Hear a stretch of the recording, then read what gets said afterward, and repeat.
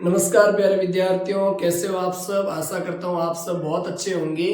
विद्यार्थियों, आज की क्लास के अंदर हम एक स्टोरी सीखेंगे और ये स्टोरी होगी हमारी जो एक नए टाइटल पर होगी। आप ऐसे समझोगे आज की क्लास के अंदर जो ये स्टोरी मैं लिख के लाया हूँ, ये स्टोरी होगी ए लॉयन एंड ए माउस, मतलब एक शेर और एक चूहा। ये स्टोरी आपने बचपन में भी आपने पढ़ी होगी छोटी क्लासेज के अंदर, और वैसे आप क्लास 9 से लगाकर 12 तक के विद्यार्थी हो तो आपके लिए बहुत ही इंपॉर्टेंट है, क्योंकि कक्षा आपके जो 10th बोर्ड है उसके अंदर ये स्टोरी एक बार पूछी भी गई थी। तो आपको अच्छे से इस स्टोरी को कॉपी में लिखना है, अच्छे से मेरे साथ समझना है। साथ ही लिखने से पहले मैं आपको बता दूं कि ये जो स्टोरी है वो क्लास 6 से लगाकर 12 तक के एग्जाम्स में जो राइटिंग पोर्शन होता है उसमें पूछी जाती है। और आपने सुना होगा कि स्टोरी, एप्लीकेशन, लेटर और उसके बाद में आपका जो पैराग्राफ हो गया, ये हमेशा हमारे जो एग्जाम्स मतलब देखोगे ना आप क्लास 5 से लगाकर 5वीं से 12वीं तक के पेपर में अक्सर राइटिंग पोर्शन में ये आता ही आता है। तो हमारा जो राइटिंग पोर्शन है वो बच्चों का बहुत ही मजबूत होना चाहिए। इसलिए मैंने क्या कहा कि जब भी समय मिलता है, तो कल हमने एक और स्टोरी के बारे में बात की थी, तो आई होप कल की क्लास आपने नहीं देखी है तो मुश्किल से वो क्लास 10 या 15 मिनट की, उसको आप अच्छे से देख लीजिए। और हो सकता है आपको कोई स्टोरी याद भी है ना, तो उसके साथ आपका रिवीजन भी हो सकता है और आराम से नहीं भी याद है तो वो याद भी हो जाएगी। सबसे पहले मैं इस स्टोरी को सेंटेंस में डिवाइड करके लाया हूँ। पूरा का पूरा मैंने सेंटेंस 1 बाय 1 मीनिंग के अकॉर्डिंग लिखा है। एक भी सेंटेंस जो भी इंपॉर्टेंट था वो सारे के सारे लाया। सेंटेंस के माध्यम से मैं इस स्टोरी को आपके सामने समझाऊंगा और उसमें हम आराम से समझेंगे किस प्रकार से हमें जो स्टोरी है वो लिखनी है। क्योंकि हिंदी के अंदर तो आपको याद होगी, लेकिन इंग्लिश के अंदर आपको थोड़ी सी प्रॉब्लम आती है, क्योंकि जो हिंदी मीडियम के विद्यार्थी होते हैं वो पहले धीरे धीरे स्कूली जो बच्चे होते हैं उनको थोड़ी सी इंग्लिश बोलने में समस्या आती है। और कोशिश करोगे तो आप इंग्लिश मीडियम के बराबर हो जाओगे, कोई समस्या नहीं, उससे भी आगे निकल जाओगे। आपको क्या करना है कि सबसे पहले स्टोरी को लिखते समय ध्यान रखना कि पास्ट इंडेफिनिट टेंस का प्रयोग करना है। दूसरी बात, कोई भी ऐसा नाउन जो मतलब पहली बार आया, दूसरी बार उस नाउन का उस व्यक्ति वस्तु का प्रयोग कर रहे हो तो उससे पहले आर्टिकल लगाना। और फिर आपको इस फॉर्मेट में नहीं लिखना है, ये बात मैंने कल भी क्लास के अंदर समझाई थी। आपको क्या करना है, पहली लाइन खत्म हुई उसके तुरंत बाद में दूसरी लाइन स्टार्ट करनी है।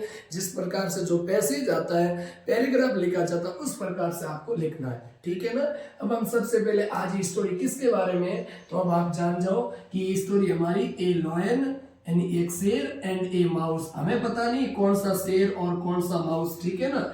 ए लॉयन एंड ए माउस, तो इसके ऊपर ये जो हमारी कहानी है वो हमारी ये है। तो इसको आप पहले अच्छे से देख लो, ठीक है ना। ए लॉयन एंड ए माउस, एक शेर और एक चूहा।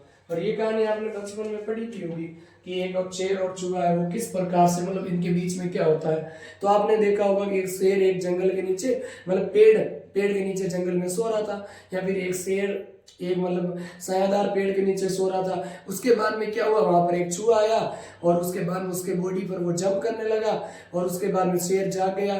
फिर क्या हुआ, शेर को क्रोध आया तो शेर ने चूहे को मतलब जो शेर ने क्या किया, चूहे को पकड़ लिया। पकड़ने के बाद में आप देखोगे तो 1 बाय 1 फिर क्या हुआ कि शेर उसे मारना चाहता था, लेकिन चूहे ने उससे विनती की कि कृपया मुझे महाराज छोड़ दीजिए। ये आपने बचपन में सुनी होगी कहानी, ठीक है ना। और उसके बाद में आप देखोगे तो फिर शेर उसको खुश होके मतलब छोड़ भी देता है, दया करके शेर को उसके ऊपर पीटी दया आ जाती है, फिर उसको छोड़ देता है। और वो कहता है कि चूहा कहता है मैं तुम्हारी कभी मदद करूंगा। शेर हंसता है इस बात पर, नॉर्मल सा ये जानवर ये हमारी कैसे मदद करेगा, लेकिन हमें जीवन के अंदर ऐसा कुछ नहीं सीखना चाहिए, ठीक है ना।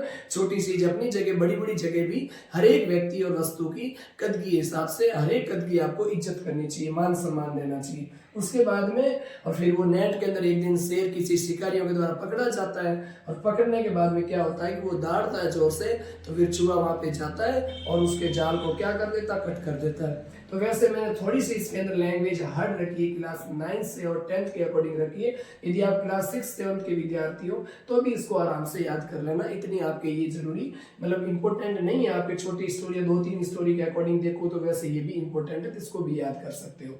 देख लो सबसे पहले, वंस अपॉन ए टाइम, एक समय की बात है। देयर वाज ए लायन, एक बार क्या था, एक शेर था। लिव्ड इन ए जंगल, वो किस में रह रहा था, एक जंगल के अंदर रहता था। ये बात समझ में आई इतनी, बहुत अच्छे से गोला निकालना, इसका मतलब वो गलत नहीं, मैं समझा रहा हूँ। आगे देखोगे, वन डे, एक दिन, ही वाज स्लीपिंग, वो सो रहा था। वाज पर के बाद में आईएनजी मतलब भूतकाल के अंदर कोई काम जारी था। अंडर ए ट्री, वो एक पेड़ के नीचे सो रहा था। आगे देखो बच्चों, ये माउस, एक चूहा वहां पे आया। कैम देर, वहां पे आया। एंड और बिगेन यानी शुरू हो गया, टू जंप कूदना, ऑन इट्स बॉडी या ऑन हिज बॉडी उसके शरीर के ऊपर, शेर के शरीर के ऊपर वो चूहा है वो क्या कर रहा, कूदने लग गया, ठीक है ना। द लॉयन वाज वोकअप, यहाँ द लॉयन वोकअप, शेर क्या हुआ कुछ समय बाद में, आफ्टर सम टाइम ऐसे भी लिख सकते हो। द लॉयन वोकअप, शेर है वो जाग गया, और ही कॉट उसने पकड़ लिया, किसको पकड़ लिया, चूहे को पकड़ लिया, द माउस यानी चूहे को पकड़ लिया।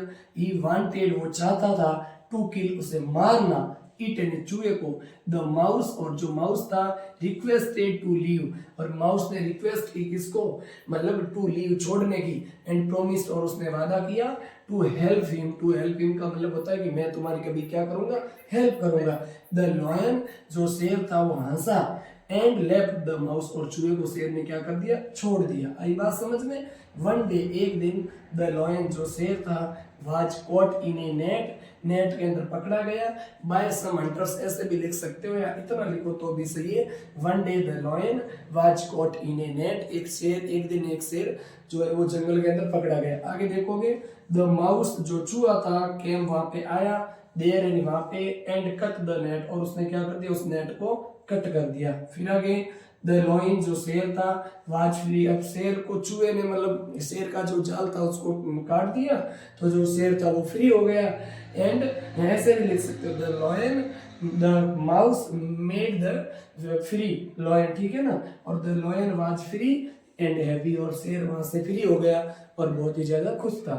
और इसका जो मोरल निकलता है वो आप लिख दो। मोरल क्या लिखोगे कि do good and have good, do good यानी करो अच्छा होगा अच्छा, do good and have good ऐसे लिख सकते हो, do good and have good, करोगे अच्छा तो हमेशा अच्छा ही होगा, जैसा बोओगे वैसा ही काटोगे, ये भी इसके ऊपर कहने को आप कह सकते हो, ठीक है ना। तो अच्छा करोगे तो अच्छा ही होगा, जैसा करोगे वैसा होगा। समझ में आई बात। अब देखो सबसे पहले इसको देखो कि वंस अपॉन ए टाइम, एक बार का समय था, ए लॉयन लिव्ड इन ए जंगल, एक जंगल के अंदर एक शेर रह रहा था, मतलब ठीक है रहता था। और वन डे एक दिन, ही वाज स्लीपिंग वो सो रहा था, इन अंडर ए ट्री एक पेड़ के नीचे। फिर ए माउस वहां पर चूहा आया, एंड जंप्ड और उसने बिगेन शुरू किया, टू जंप कूदना, ऑन इट्स बॉडी का मतलब होता है उसके शरीर के ऊपर। द लॉयन वॉक अप शेर जाग गया, एंड द कॉट यानी ही कॉट द माउस और शेर ने चूहे को पकड़ लिया। ही वांटेड वो चाहता था, टू किल उसे मारना, इट ही वांटेड वो चाहता था, टू किल मारना किसे, इट ये किसके लिए, चूहे के लिए आया। The mouse requested to leave, शेर ने चूहे ने प्रार्थना की, रिक्वेस्टेड टू किसकी किसकी, टू लीव एंड छोड़ने की, एंड प्रोमिस्ड और उसने प्रोमिस किया, टू हेल्प हिम का मतलब होता है कभी सहायता का। द लॉयन लाफ्ड, ठीक है ना, एट हिम ऐसे भी लिख सकते हो। और ये छोटी छोटी किताबों में थोड़ा थोड़ा फर्क आता है लिखने में, इस लाइन को लिखने के दो तीन तरीके, ऐसे भी लिख सकते हो, the lion laughed at him, शेर उसके ऊपर हंसा, और ऐसे भी लिख सकते हो, द लॉयन लाफ्ड शेर हंसा, एंड लेफ्ट द माउस और चूहे को उसने छोड़ दिया। वन डे एक दिन, the lion was caught in A net, जो शेर है वो चूहा मतलब किसके अंदर पकड़ा गया, नेट के अंदर, जाल के अंदर पकड़ा गया। और the mouse came there, mouse वहां पे आया, एंड कट द नेट और उसने नेट को क्या कर दिया, कट कर दिया। क्या कर दिया विद्यार्थियों, कट कर दिया। द लॉयन वाज फ्री, शेर वहां से खुश हो गया, मतलब फ्री हो गया, स्वतंत्र हो गया और खुश हो गया। और मोरल क्या निकलता, do good and have good, करोगे अच्छा तो होगा अच्छा। ये सीजन मतलब आपको हमेशा याद रखनी है। आई होप ये स्टोरी आपको बहुत ही अच्छी लगी होगी मेरे द्वारा समझाने से, तो इनको आप अच्छे से याद करो और आराम से रफ कॉपी में लिख के 2-3-4 बार पढ़ोगे ना, और हिंदी में याद रख लो, हिंदी में कर्म बाई कर्म याद रखो, सीक्वेंस में याद रखना जरूरी है, लाइन के बाद लाइन याद रखो और फिर उसको पैराग्राफ में रूप में लिखते चलो, और धीरे धीरे ये लाइन भी आप लिख दोगे यहाँ तक, और do good and have good moral लिख के फिर स्टोरी आपकी फिनिश हो जाएगी ना। ऐसे अच्छे से धीरे से पढ़ोगे तो आराम से लिखने से प्रैक्टिस होगी। और मिलते हैं कल किसी नेक्स्ट टॉपिक के साथ, तब तक जय हिंद।